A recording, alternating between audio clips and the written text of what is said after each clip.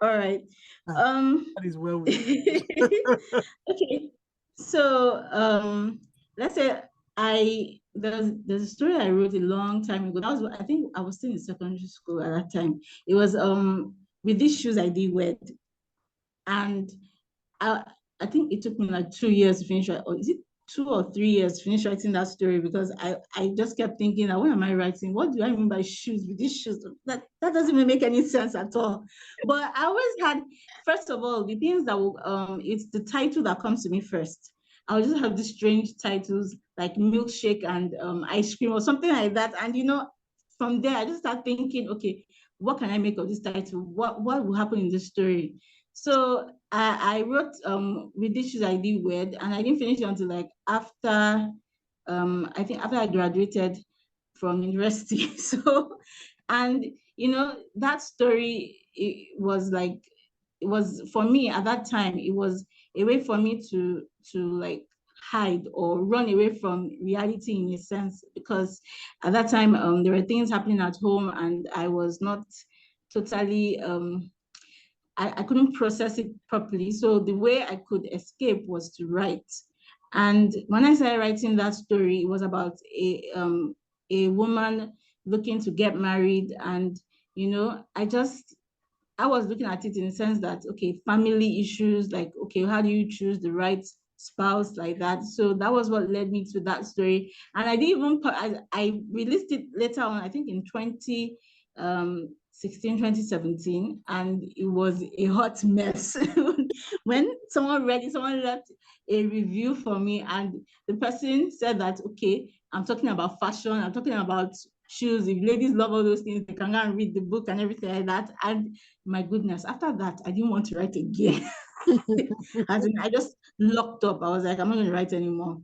But, I think at that time, I just wanted to write for myself. I wasn't going to release to the public. So I said, let me just do something for myself. And as I was going to write, the story wasn't just coming. And that was when my husband told me that I should just, I had to go back to God. Like, if I really want to take this thing seriously, why am I writing in the first place? And from there, God gave me Once Upon a First Love. And that was how the the real journey started. Let me put it that way. I read that book. I read the book. You read that book? It's in the library in the office. I read the book. Yeah. So how then do you develop the characters for the book, for the different books that you okay, like, I don't, sometimes it's the story first. I'm thinking of a story of a person, like, for instance, there's a book I wrote, Love Me Again. I don't know if you read this one or you got this one.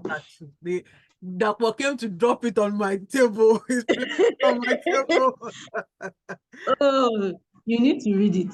Okay, when I was going to write that book, I was thinking of the whole Boko Haram scene, and people being attacked in the north and everything like that. And I was thinking, okay, how will it be like if a person, a fellow Muslim, was attacked, and she had she carried the wounds from that attack, the how will I put it, the scars, yes.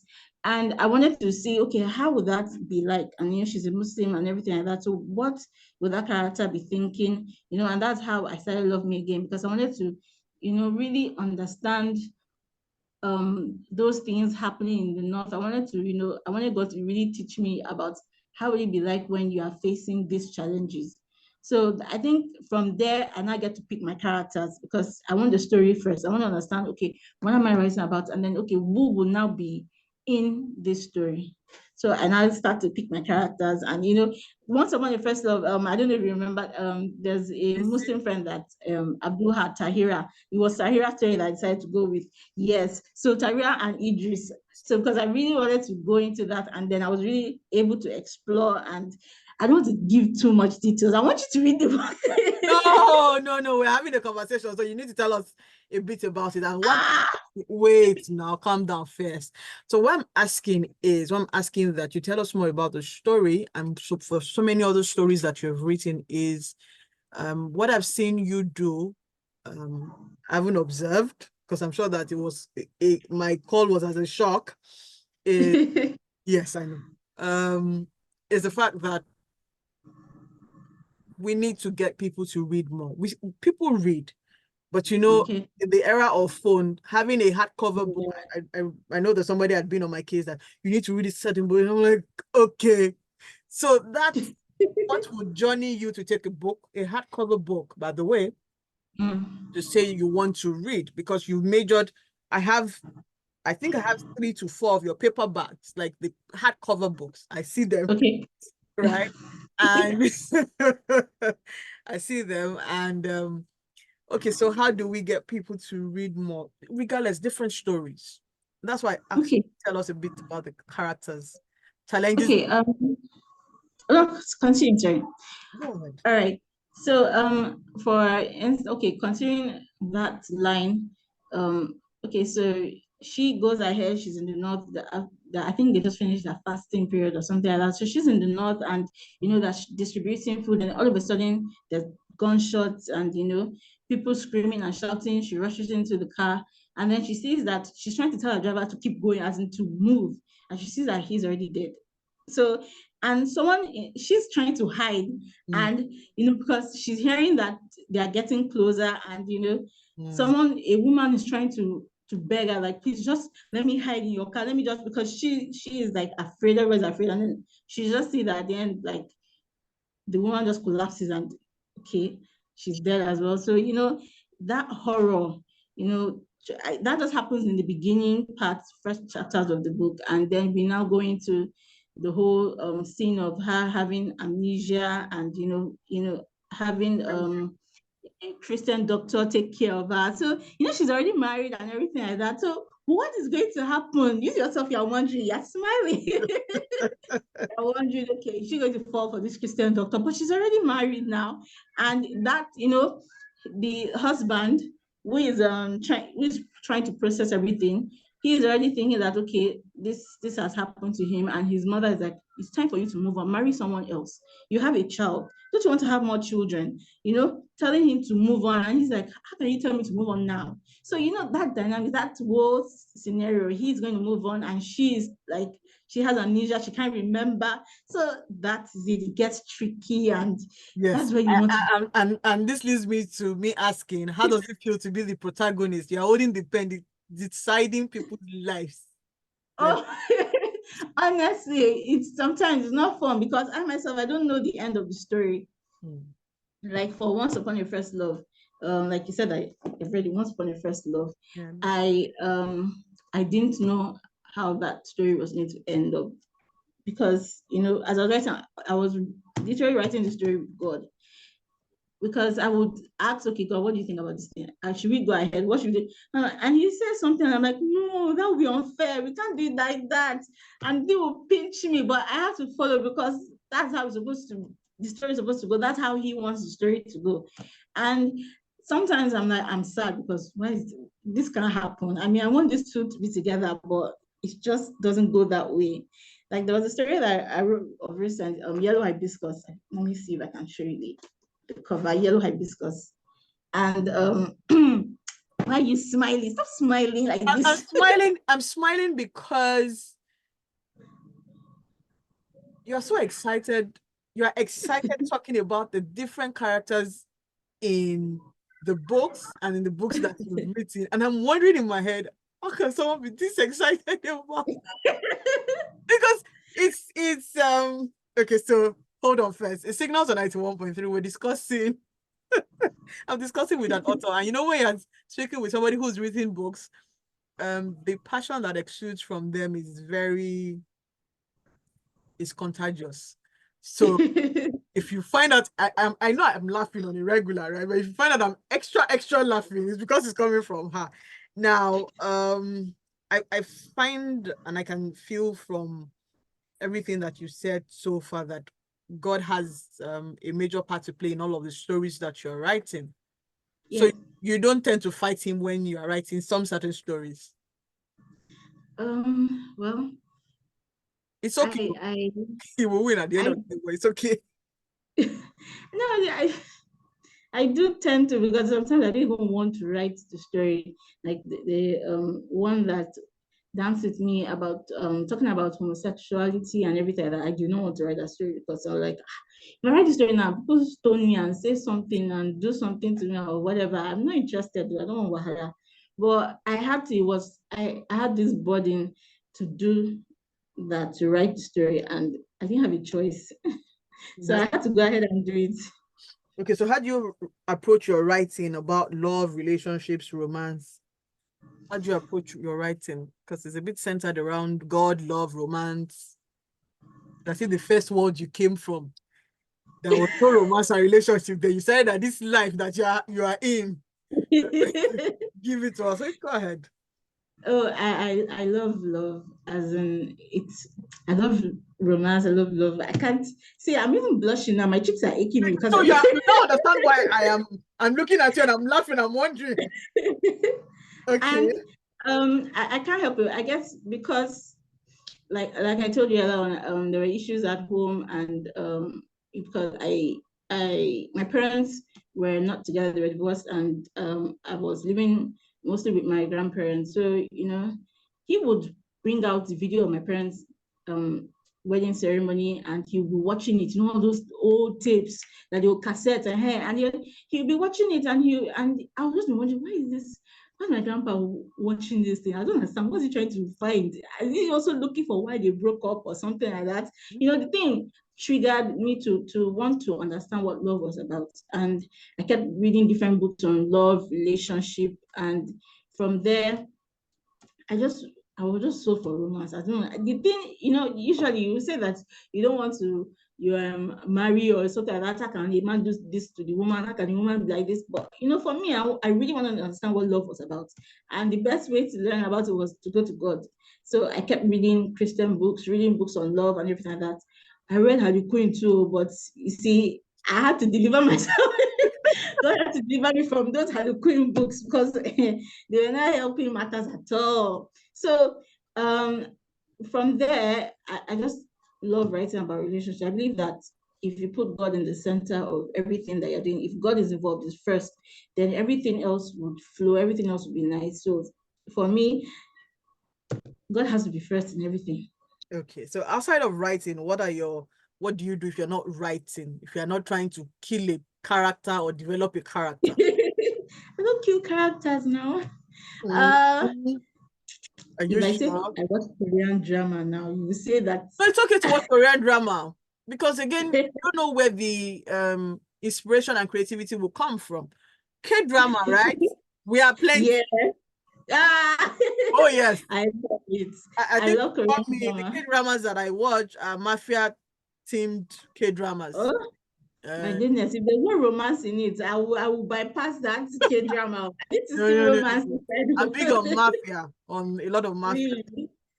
So Okay. what Maybe is it when I'm about ready that? for that one.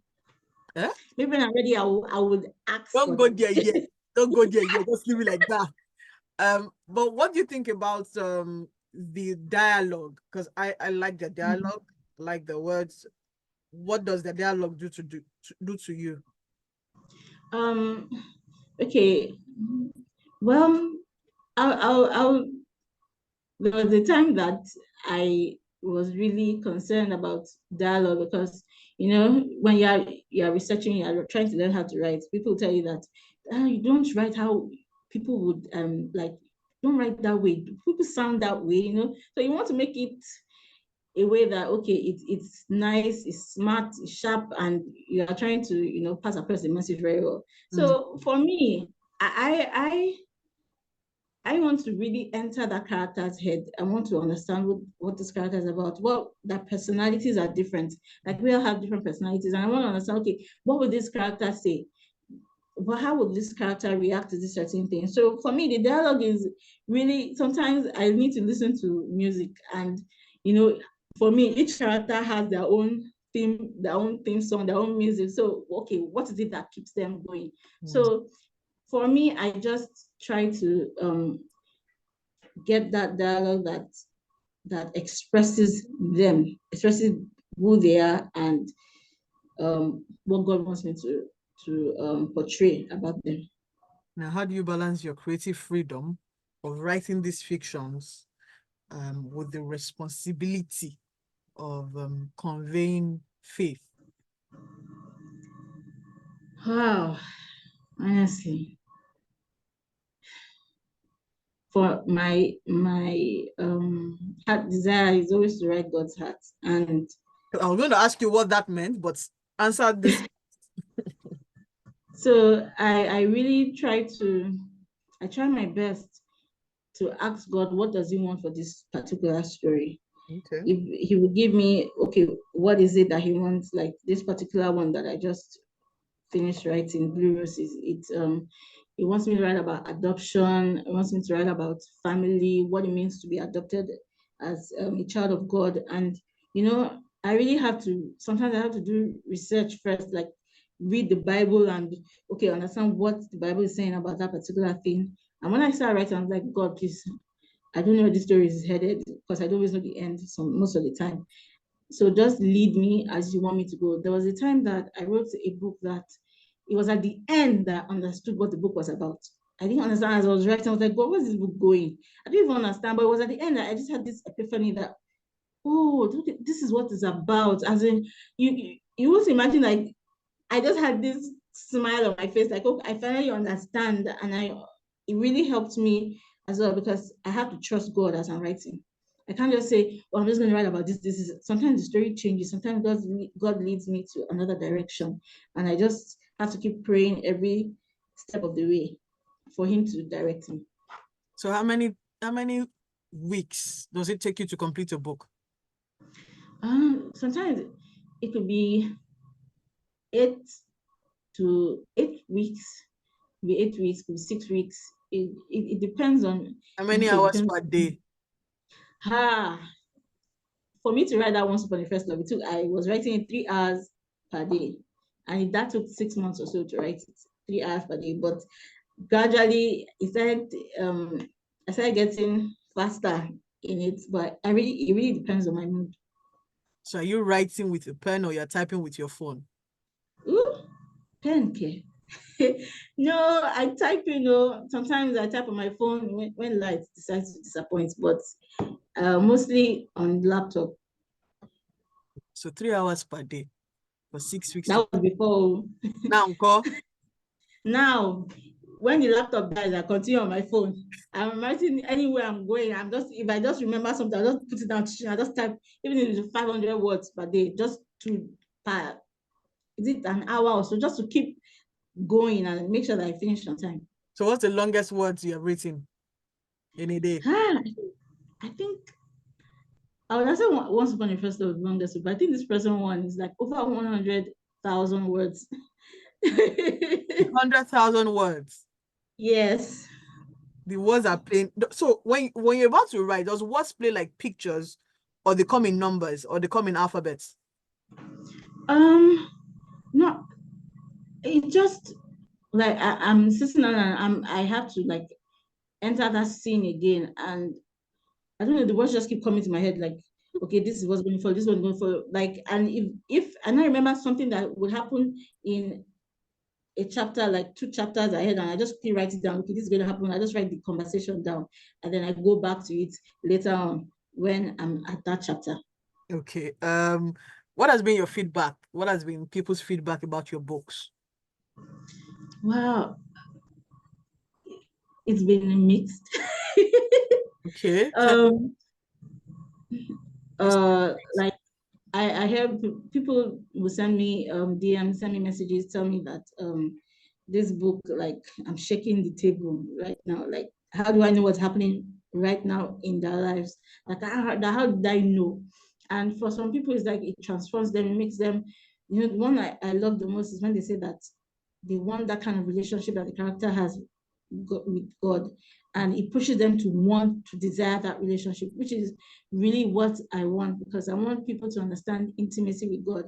That was what I understood when I wrote Once Upon a First Love, that I could have this deep relationship with God, and I really want people to have that as well.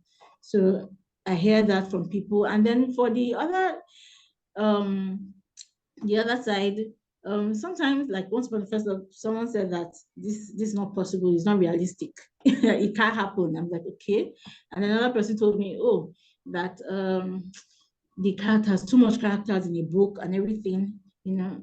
So, you have mixed mixed reactions from the book. And I just sometimes it weighs me down, but I have to keep pressing, I have to keep going because So how far has the feedback been from Once Upon a First Love to the present okay, stories you are writing? Has the feedback been like? it's it's been more positive than negative. I want to say that I'm getting better at this writing thing, because now I'm writing just two POVs. Before, I cannot write less than four, because my goodness, to me it's boring when I just have two characters. I'm like, what's happening? But now I've got to the stage where this current book, there are just two POVs, and I wrote up to over 100,000 words, and I'm shocked. So I want to say that I'm getting better. I'm taking feedback. I asked people to critique. Okay, tell me what I need to do. Okay, what do you think should be better? And the ones that I need to apply, I apply. And the ones you don't need to apply. Those ones that will be pinching you and you're like, no, this is, sometimes I have to pray about it, like, God, see what this person has said about this book. What am I supposed to do? And then God will encourage me and say, this is how he wants it to be, and I should just leave it like that. So I just leave it. But there's one thing about feedback sometimes. Feedback can be your next character. Look at it like that. That's true. Yes, that's true. That can also That's be very, next that's character. very true. So that because again, some mean well, some don't, right? Yeah. But just turn everybody to character. Like so that nothing goes to waste. That's true. That's true. Nothing goes to waste. So how has it been publishing? I want to hear you about publishing the books. My goodness. Publishing in Nigeria is, you can write a book on it on your own, just a short story on it, because my goodness, it's tasking. Because see now, I don't know if you know Okada books. Yeah, you must have heard how we went down and everything like that. And you say that people don't read, but people read, like you said, people read, Right. but some don't know the platforms available, and they don't know you as well. They know the big names, the traditionally published people, and when we are talking about self-publishing now, it's a whole different thing, because the marketing is a lot. You have to keep marketing your books. You have to keep talking about your books, and the funds as well. I remember when I was going to publish Once Upon a First, I had nothing in my maybe I had 20 naira in my bank account, and from there, God just said people, and I was able to print like 1,000 copies or so. Yeah, was it 1,000? Yeah, 1,000 copies. How much is one? And that time, I think it was it 200? No, can't remember. Maybe 600 and something, or 200. I can't remember right now. That was 2018. Now it's different. So it's really expensive. Shipping in paper that you have to use, the quality of paper, the grams, it's the price is dependent on that. And if you want to say you want to do ebooks alone, my goodness, ebooks will take you to one point, but bring you to another. Print will really put you out there, because you don't know the book. People are carrying the book from one place to another. There was someone that said that he gave his boss the book, that the boss took it to, was it, I can't remember the country, Russia or something like that. And I was like, you see where print is taking you to? Print is taking you far. But ebook now, you have to go online, you have to be searching all those things like that. So for the publishing here, it's tasking. You really have to invest a lot. You really need to push, market a lot, like traditionally published authors. Okay, so where can we get the books? Available on, print, Raven Heights Book Peddler, and ebooks, Seller, Bamboo for now. Yes. Amazon. I forget Amazon. Goodness. Amazon. Hold on a second. The signals are 91.3, and we're discussing with and author Tope Omotosho, who writes, how many books have you written now? You said 15. 15? 15. So what's the target for the end of the year? How many books are we expecting from you for the end of the year? Well, this year I want to write at least like 4 books. 4.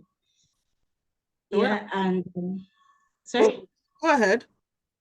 4 books, and I really want to look into series for teenagers, Christian series for teenagers. Why? It's been on my heart. What? Why are you targeting teenagers?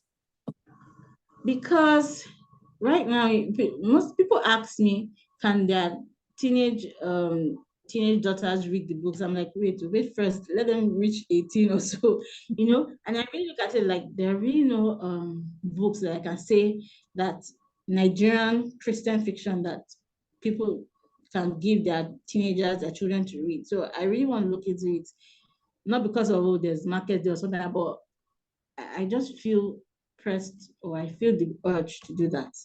So 4 books before the end of the year. Yeah. I want teenage. Huh? I'm really hoping that it happens. Okay. Signals on 91.3. If you have questions and comments, you can send us a WhatsApp message 0809 234 5913, or you could call us 0809 191 3913. Hello, good morning. Hello. Hello, good morning. Good morning. Your name, where are you calling us from? My name is Adewunmi, and I'm currently in Oshodi. Okay.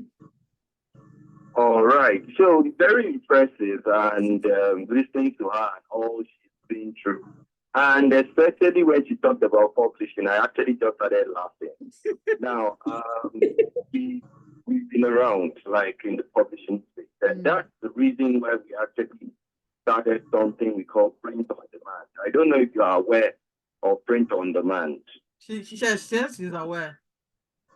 Oh, perfect. Great. Because that's the beauty. So rather than you trying to throw in so much money, you could actually throw in money in bits, meaning you are rolling out 50, you are rolling out 100. And of course, that makes it a lot easier for authors. I remember one of our authors who started with 50 copies. Today, I sold over 10,000 people of the same book.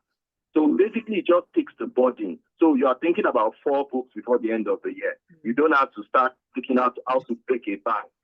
You understand, before you roll out. Yeah. And it gives you the to really produce. So, you are aware of print on demand. That's perfect. So you could actually consider that option long term. So at least it even saves you money. You have 15 books. You can just do 100, or 15 books, or 50, and it's a lot cheaper than doing 1,000 of one book. Adewunmi, you know what we're going to do? Okay, you're my namesake. So you're going to send us a WhatsApp message so I can send your number to her. So it makes her work easy. Okay. Thank you. Just send us, I'll do that right now. please, so that I can send it to her. Thank you so much for helping. All right. Thank you very much. Thank you.